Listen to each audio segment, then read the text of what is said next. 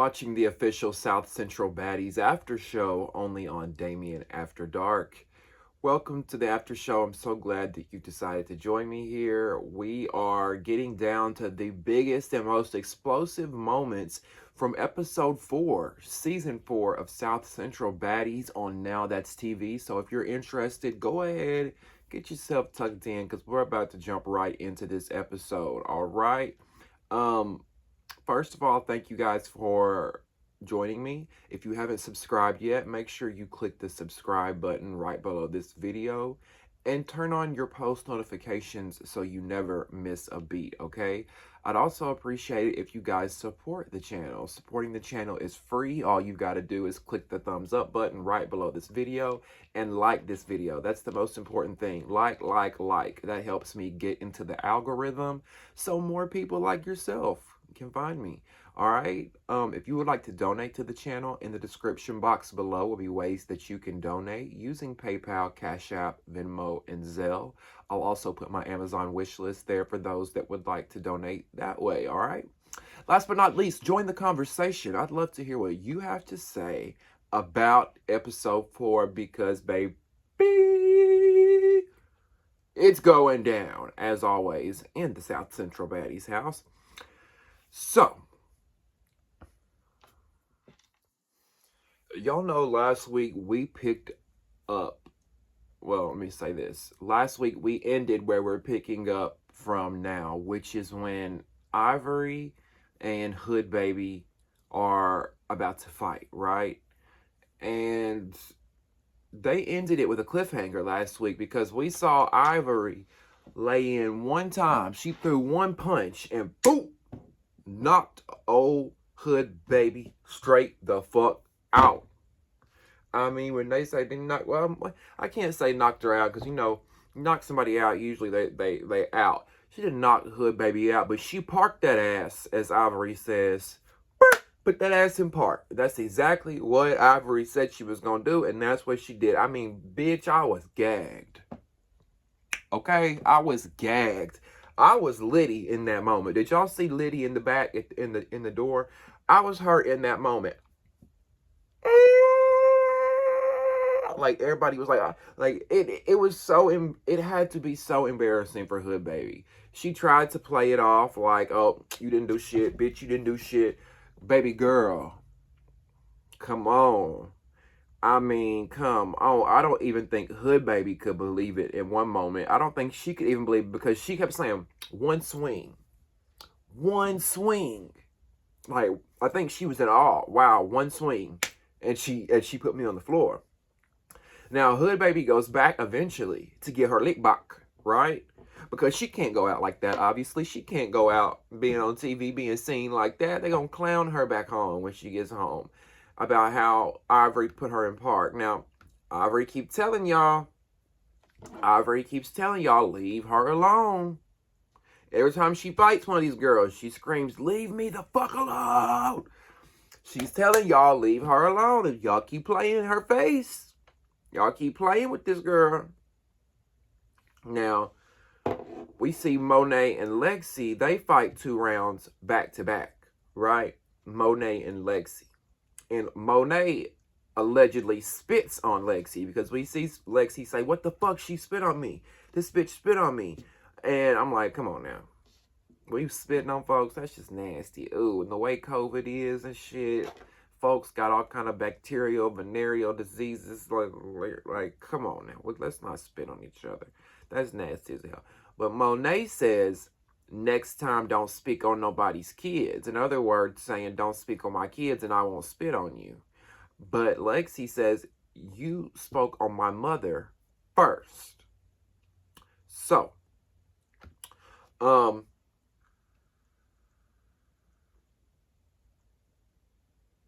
now, Hood Baby, meanwhile, we got Lexi and Monet, their little issue going on over here. And then over here, we got Hood Baby and Ivory and their whole issue. And she's still talking shit to Ivory. And I guess she's upset over that one lick drop that she got. That one hit a quitter. I think she was upset. I think Hood Baby couldn't wrap her head around that one hitter that she endured, and she knew that she had to get her lick back, get her fade back in, because I mean it was embarrassing. I was embarrassed for her. You look foolish. That girl put you out on the floor. So she want to fight again. So Ivory says, "Okay, you want it again? I'm gonna give it to you again." And baby, when I tell y'all, and I mean I ain't got to tell y'all. Y'all saw it. But that's what you call a good old-fashioned dog walking, okay? That's what you call a good old-fashioned beat down dog walking, drag through the mud. I'm telling you. I mean, she was walking that girl so bad, like a dog, just walking like a dog, walking like a dog. I mean, she was walking that girl so bad that Hood Baby, I think, was so disoriented and didn't know what the fuck was happening that she was punching on the camera guy, the lighting guy. Did y'all see the production guy who was holding the light and how they fell onto him? And the production guy holding the light, he fell onto the couch like this, and he was trying to protect himself. And at one point, Hood Baby starts punching on him, because I don't think she realizes what the fuck's going on, because Ivory was whooping her ass so bad. And Ivory and Hood Baby are both on top of this man who was not even in the fight. He's just part of production.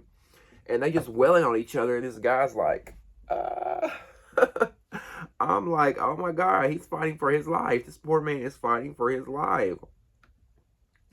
Now, after Ivory eats Hood Baby alive and dog walks her down the street and back, she screams again, "Leave me alone!" I mean, I really feel like Ivory is the Incredible Hulk. That's who she reminds me of. She just goes through the house swinging and swinging and swinging and swinging. And I'm telling y'all, leave that girl alone. Leave that girl alone. Leave her alone. Before y'all end up in the hospital, girl. Come on now. Leave her alone. Now, Hood Baby, after she gets her ass handed to her, she stands up and she was like, you still ain't do shit. You still ain't do shit. Meanwhile, she looks like she's been thrown through the ringer and back. Just looking a mess. I'm like, girl, how you gonna say this girl still didn't do shit? But then 5 minutes later, you in the bedroom talking about, you know what? I got my ass handed to me. I mean, at least she does admit it later, which we'll get to that in a second. Did y'all notice how Monet,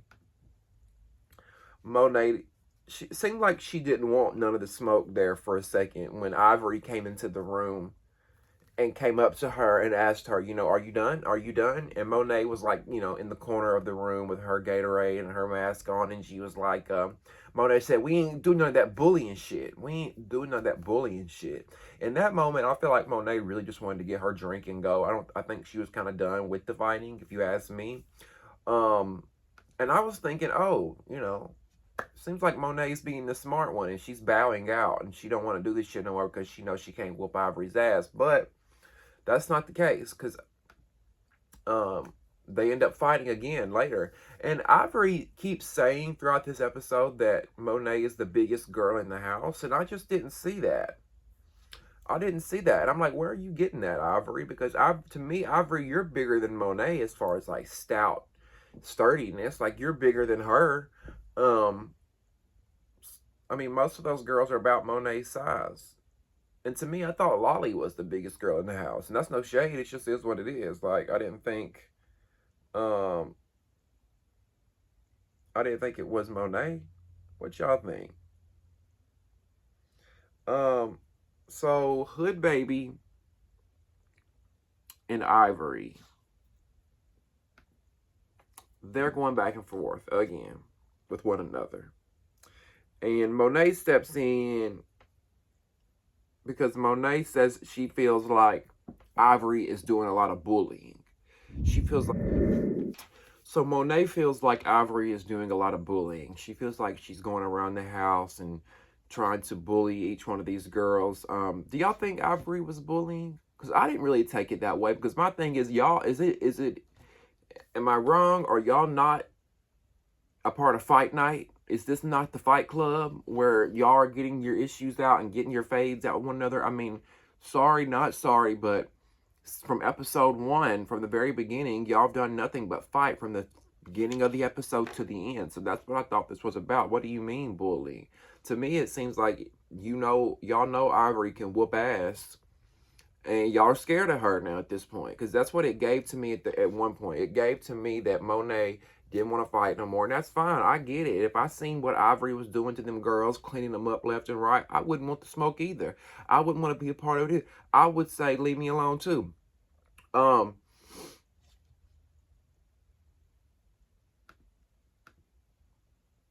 But I don't know. It just seems like because Ivory can fight, she's the bully.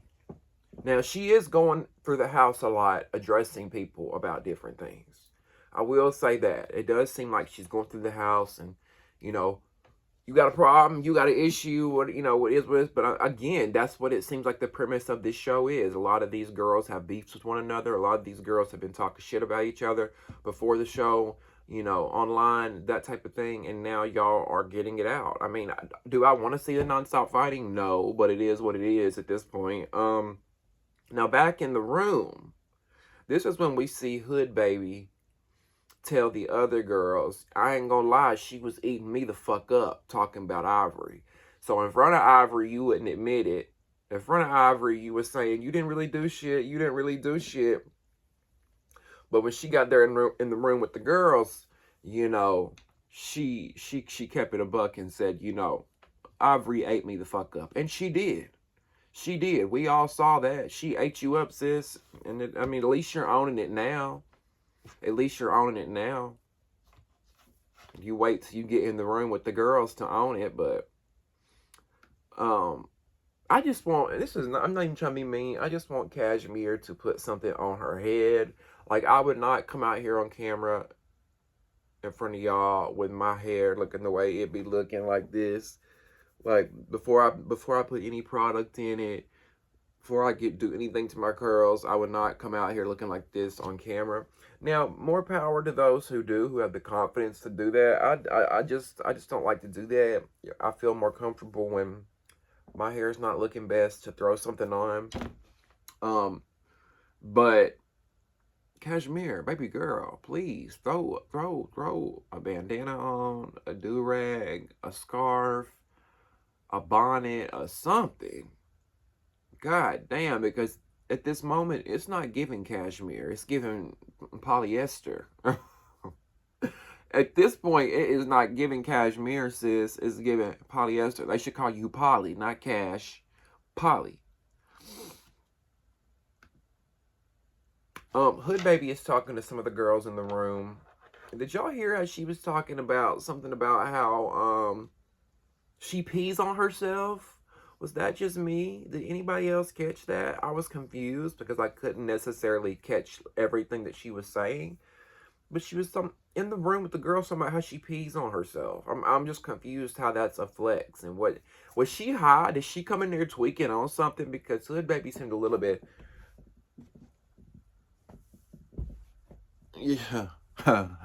loose and out of it. So I'm just like, did she come in here off a perk? Did she drinking? Is she drunk? What's going on? Why are you bragging about peeing on yourself? And then at one point, I feel like I heard her say something about, her bed in the house. She's gonna have to make sure she has a bed in the house. So I'm like, is she talking about peeing in the bed in order for her to get a room in the house? I don't know. If y'all know what she was talking about, let me know, because I was just like, okay, I'm a little bit lost at this point. So let's talk about Monet and Lexi and their issues, right? Because Monet and Lexi, they've got issues. They're both out on the balcony talking to each other. There's two separate balconies that are like right across from one another. And both of the girls are on separate balconies talking to each other about these issues that they have. And Monet tells Lexi, you know what, I will respect you and stay out of your way. Just stay out of my way. I don't really, I don't want to deal with you. I don't want no issues with you because you spoke on my kid. And Lexi tells her again, I only spoke on your child because you spoke on my mom. Lexi says that, when it comes to going below the belt and speaking on children and that sort of thing, she doesn't really do that unless you go below the belt and speak on her mother. And you know what?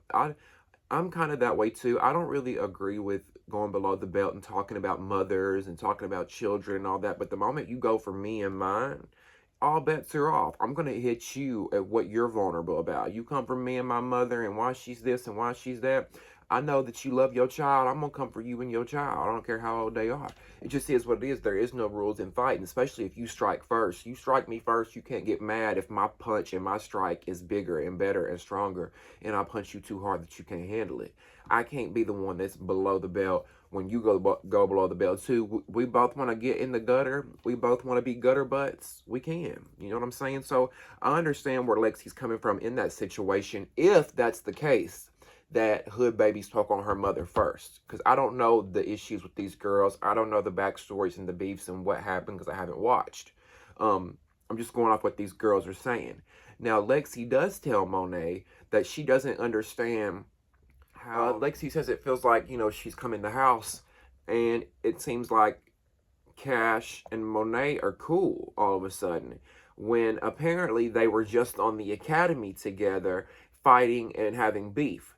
Now, I haven't watched The Academy yet. That's the show that I want to watch next from Now That's TV. I think if I have time during my Christmas break, I may watch The Academy because I love Sapphire, and I heard Sapphire hosts it, and it's kind of like Charm School, and y'all have told me that it's really good, so I'm going to check it out after.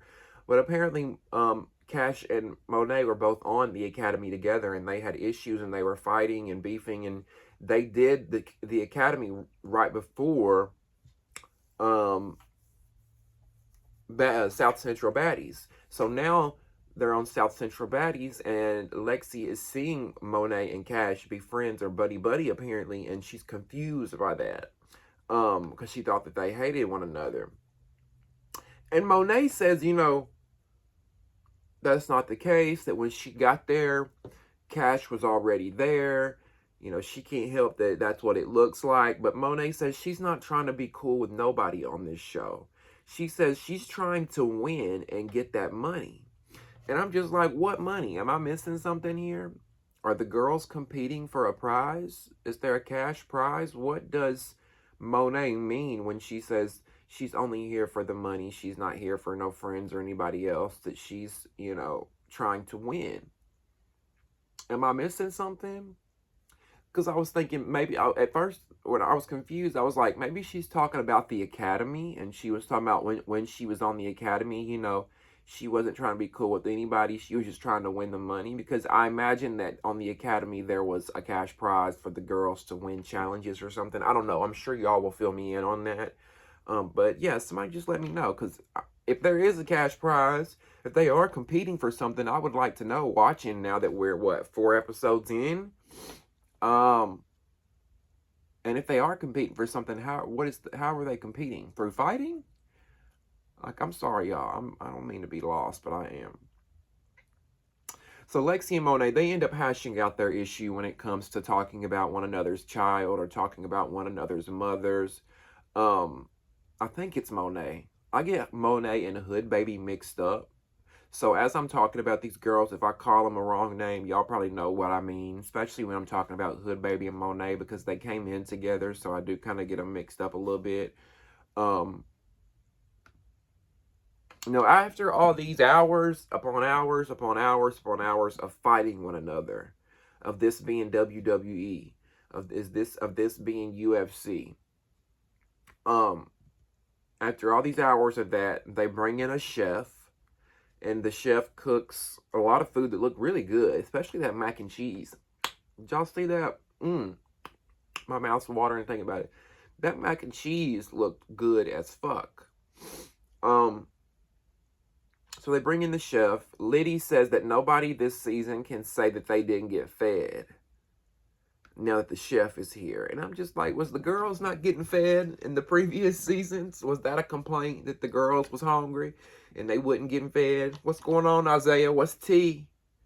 Y'all couldn't have ran through the drive-thru and got the girls a McDouble? Was the girls not getting fed in previous seasons? Because look, I understand when you starting out a show, you ain't got a lot of money, the budget ain't there. But obviously now the budget's there for Now That's TV, because they brought in that chef and that food looked good. That food look real good. Now, while the rest of the girls are eating and chilling and doing their thing, Ivory, here she go. And I'm like, now, Ivory, I like you, girl. I love that you stand up for yourself. I love that you don't take no shit. I love that you run through this house like the motherfucking Incredible Hulk. But sis, can we chill on the fighting for a minute? Because Ivory, while everybody's eating, she's in her room and she comes out, storming out, and she's on 10 because she's looking for her wig. She's pissed the fuck off. She can't find her wig nowhere. I think that she feels like someone has stolen it, trying to be petty with all the fighting and shit going on, which I understand. If I was in this house where everybody's fighting one another, where nobody has nobody's back and we're all enemies, I would be worried about my belongings and my shit too. Where's my cell phone? Where's my wig? Where's my clothes? My belongings? Where's it all at, right? Because bitches get petty. We've all seen the Bad Girls Club. We know what people like to do with others' belongings, right? Sorry, you guys, my nose is running. So she's going in and out of girls' rooms, talking about where the fuck is my wig? If somebody don't help me find my wig, somebody don't find my wig, find my fucking wig before I go off. Somebody find my fucking wig before I go off. And it's just like, girl, calm down. Like, shit. First of all, look for the wig yourself. Look for it everywhere. Then if you can't find it, then we can start looking at folks or pointing fingers if you feel that way. But you got to look first. And maybe she did. Maybe we just didn't see the footage of her searching through the house for her wig. But if I would have been in the house and I've been in my bedroom trying to mind my business and she come in there talking about find the fucking wig before I go off, bitch, you like what? No. You just gonna have to beat my ass and we're gonna have to fight because you ain't gonna come in here talking crazy to me. Like, what? Come on now. Meanwhile, can we talk about China? Because China doll looks like a battered wife at this point. China looks like a battered wife that ran to the South Central Baddies house and knocked on the door and said, please, my husband's been beating my ass. Please let me in. Call the police. That's what China looked like. I mean, her lips so swollen. She looked like one of them things from the Dr. Seuss Grinch Who Stole Christmas from Whoville. How their lips and their mouth be huge, you know. Her lips so swole, it looked like Bart Simpson, the lip just hanging out. Black eye, scratches all down, bleeding behind her ear. I mean, she looked a fucking mess. Now, Hood Baby, you would think Hood Baby would have had enough at this point. You would think Hood Baby would be sick of the fighting and how Ivory dog walked her ass, but apparently she's got some unresolved issues with China because China told Hood Baby, you know, at some point Hood Baby told China, China told Hood Baby that she was gonna smack her. So Hood Baby goes outside to talk to China about this and was like, you know, you said you was gonna smack me. That's where all this shit stemmed from. You said you was gonna do it, and you ain't do it, and you ain't done it.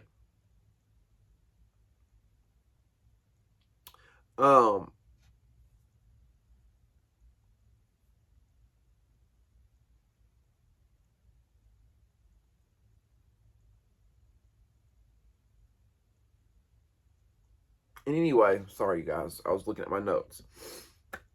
Anyway, these two start fighting, and they go blow for blow for blow, right? We see it. We see the fight between China and Hood Baby. I feel like they were like equal amount of blows. And then at the end of that fight, Hood Baby had China by the hair. I feel like everybody tries to pull China by her braids. Specifically Hood Baby, she likes to pull a lot of hair. I've noticed that. And to the point to where now China's like, you know what, somebody just cut these braids out of my hair. Because everybody's just dragging her by the hair. I don't blame her. I'd be like, cut this shit out at this point. And China at this point is on the verge of tears. I thought she was going to start puking again. But homegirl is like, her eyes are welling up. Like she's crying. She's pissed off at this point. She's very irritated. You can tell. She says, can somebody please get me some fucking ice? I've been asking for ice for 2 hours.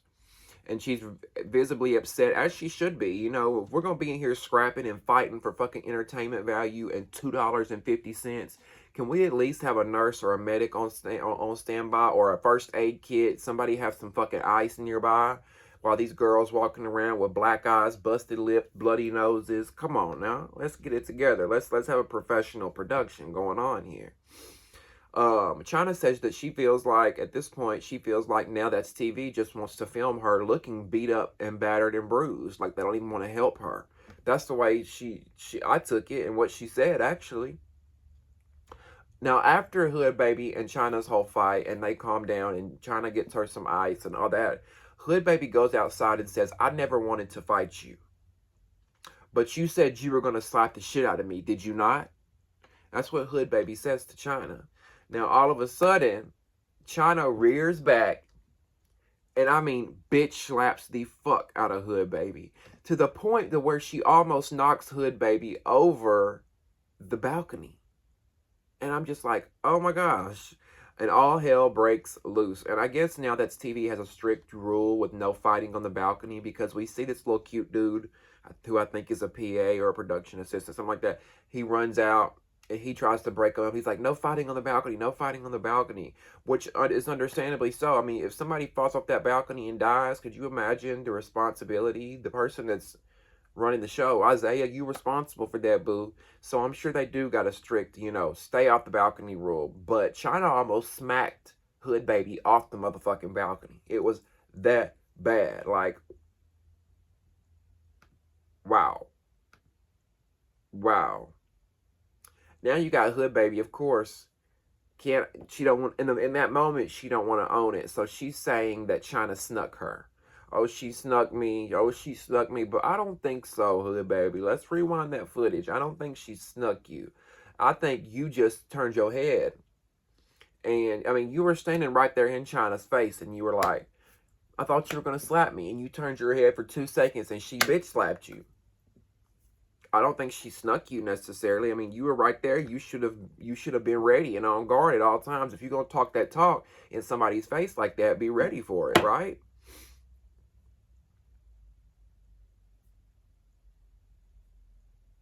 It's like every time she gets her ass dealt to her, she tries to downplay it. Girl, own it. Own it like you owned it when Ivory dogged you out. So, China wants her braids out after all this fighting. So she has the messy makeup artist. The messy makeup artist who we saw in this episode again was in the mix and, watching. At one point, he had grabbed onto one of the girl's arms, I guess trying to hold her back or something. I'm like, Lord, why is he in the mess? Stick to the makeup, sweetheart. Or the hair or whatever you doing. You want to be a baddie so bad. But he cuts China's hair out for her and, Ivory goes back in the room with Monet and addresses Monet again. And Monet tells her, get out of here. Get out. Which sparks an argument with Ivory and ultimately another fight between the two.